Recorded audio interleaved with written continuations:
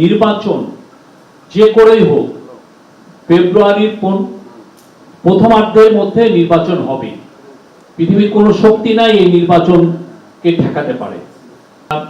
সরকার আইন শৃঙ্খলা পরিস্থিতি যাতে উন্নতি হয় তার জন্য সর্বাত্মক কাজ করে যাচ্ছে।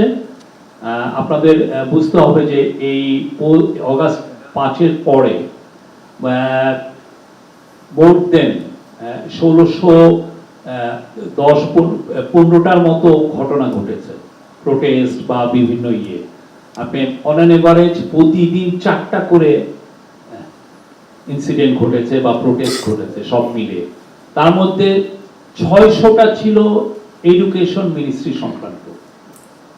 এই প্রত্যেকটা জিনিস, এই যে একটা আপনি বিপ্লবোত্তর যে ঘটনা, একটা বিপ্লবের পরে মানুষের মধ্যে যে এক্সপেকটেশনটা তৈরি হয়েছে।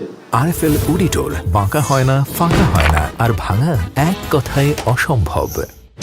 সেখান থেকে দেখা যাচ্ছে যে সবাই প্রোটেস্ট করছেন, সবাই তাদের দাবি দাওয়া নিয়ে রাস্তায় আসছেন, সবাই তাদের কারো না কারো, প্রত্যেকটা গ্রুপে। কারণ 15টা বছর অনেকে, যেহেতু আগের গভর্নমেন্ট রিপ্রেসিভ ছিল এবং আগের গভর্নমেন্ট ব্রুটালি এই সমস্ত জিনিস ক্র্যাকডাউন, এই সমস্ত প্রোটেস্টকে ক্র্যাকডাউন করেছে, এখন সবাই প্রোটেস্ট করছেন, সবাই তাদের দাবি দাওয়াগুলো এই গভর্নমেন্টের সময় আনছে।